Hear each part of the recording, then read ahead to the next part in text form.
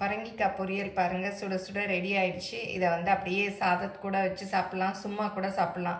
இப்போ நிறைய பேர் வெஜிடபிள் டயட்டுன்னு இருக்காங்க இல்லையா, அவங்கெல்லாம் இந்த மாதிரி இந்த பரங்கிக்காய் வாங்கி பொரியல் செஞ்சு சாப்பிட்டா வயிறுக்கு ஃபில்லிங்காக இருக்கும், ஒரு டைமுக்கு சாப்பிட்ட மாதிரி இருக்கும்.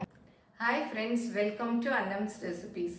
பரங்கிக்காய் பொரியலுக்கு தேவையான பொருள் பார்த்துடலாம். மஞ்சள் பூசணின்னு சொல்லுவாங்க இல்லையா, அந்த பரங்கிக்காய் தான் கொஞ்சம் காயாக இருக்கிற மாதிரி வாங்கிக்கணும், அப்போ டேஸ்ட் நல்லாயிருக்கும். பழமாக இருந்தாலும் பரவாயில்ல. இந்த விதை அந்த சோறு மாதிரி இருக்கும் இல்லையா, அதெல்லாம் எடுத்துகிட்டு வச்சுருக்கேன்.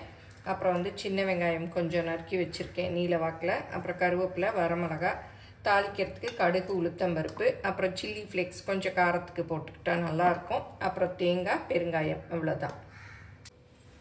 பரங்கிக்காய் உடம்புக்கு ரொம்ப நல்லது. இந்த மாதிரி ஃப்ரெஷ்ஷாக கிடைக்கிறச்ச பொரியல் பண்ணி சாப்பிட்டா நல்லாயிருக்கும். சில காய் இன்னும் கூட காயாக இருக்கும், அதுவுமே இன்னும் டேஸ்ட்டாக இருக்கும். இதில் சூப் கூட வச்சு குடிக்கலாம், ரொம்பவே டேஸ்ட்டாக இருக்கும். இன்னொரு நாள் அது எப்படி வைக்கிறதுன்னு பார்ப்போம். இதை வந்து இந்த மாதிரி தோலோடு தான் கட் பண்ணிக்கணும், பிஞ்சாக இருக்கும், அதனால் சீக்கிரமே வெந்துடும். தோலை எடுக்கணும்னு அவசியம் இல்லை, இந்த மாதிரி சின்ன சின்ன க்யூப்ஸாக வச்சுருக்கலாம். ஏன்னா டக்குன்னு வெந்துடும். அந்த சதை எல்லாமே நம்ம மூடி வச்சாலே நல்லா டக்குன்னு வெந்துடும். எங்களோட ப்ராடக்ட்ஸ் எல்லாம் கமெண்ட்ஸ்க்கு கீழே டிஸ்பிளே ஆகிட்டே இருக்குது. அதில் நீங்கள் என்ன வேணுமோ அந்த ப்ராடக்டை செலக்ட் பண்ணி வாங்கிக்கலாம். எல்லாமே கீழே வந்துகிட்டே இருக்குது. கொஞ்சமாக எண்ணெய் ஒரு டீஸ்பூன் அளவுக்கு ஊற்றிக்கணும். இதில் கடுகு, உளுத்தம்பருப்பு, கடுகு போட்டுக்கணும்.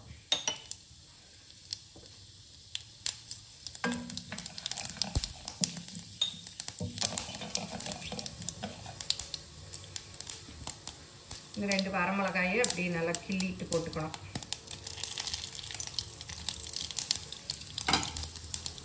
இந்த உளுத்தம்பருப்பு செவந்துருச்சு. இப்போ சின்ன வெங்காயம், கருவேப்பிலை, கொஞ்சமாக பெருங்காயம்,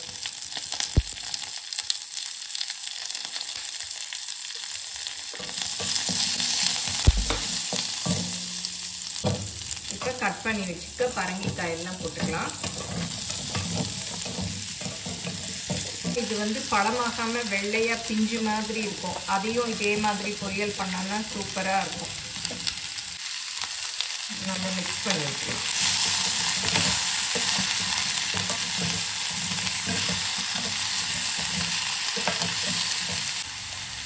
இதுக்கு தேவையான உப்பு, அதை வந்து அப்படியே ஸ்ப்ரெட் பண்ணி போட்டுக்கணும், இல்லாட்டா அப்புறம் ஒரே இடத்துல இருந்துடும். அப்புறம் சில்லி ஃப்ளேக்ஸு காரத்துக்கு, உங்களுக்கு எவ்வளோ காரம் வேணுமோ அவ்வளோ போட்டுக்கலாம். போட்டு நல்லா மிக்ஸ் பண்ணி விட்டுக்கலாம்.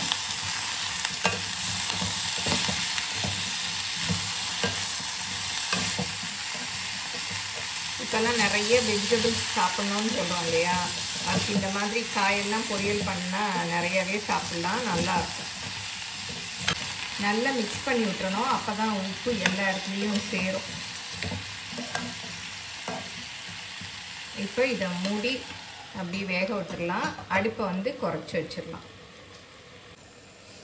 இடையில இடையில திறந்து கிளறி விடணும்.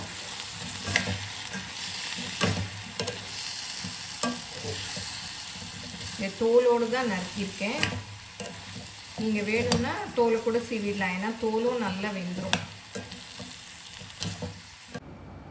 நீங்களும் சுவையாக சமைக்கணுமா, எங்கள் மசாலா பொடிகளை யூஸ் பண்ணி பாருங்கள். அதெல்லாம் வாங்கணுன்னா ஸ்க்ரீனில் வர்ற வெப்சைட்டுக்கும் வாட்ஸ்அப் நம்பருக்கும் போய் ஆர்டர் பண்ணிங்கன்னா நீங்கள் வேணுங்கிறத வாங்கிக்கலாம்.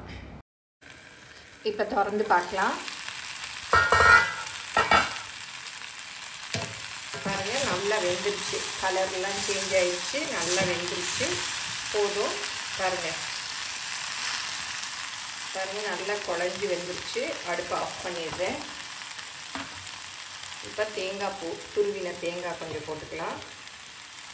இது நீங்கள் வேணும்னா போடலாம், இல்லாட்டா சும்மா அப்படி பிளெயின் பொரியலாகவும் பண்ணிக்கலாம்.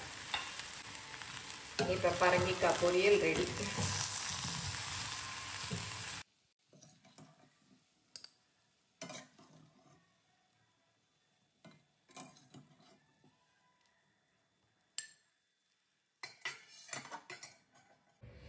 இப்போ நிறைய பேர் வெஜிடபிள் டயட்லாம் இருக்காங்க. அவங்க இந்த பரங்கிக்காய் பொரியல் பண்ணி சாப்பிட்டோன்னா ஒரு மீலுக்கு ஏதாவது ஒரு பிரேக்ஃபாஸ்ட்டுக்கு கூட இது வந்து ஃபில்லிங்காக இருக்கும். செஞ்சு பாருங்கள், எப்படி வந்ததுன்னு உங்கள் கமெண்ட்ஸை சொல்லுங்கள். பிடிச்சிருந்தா லைக் பண்ணுங்கள்.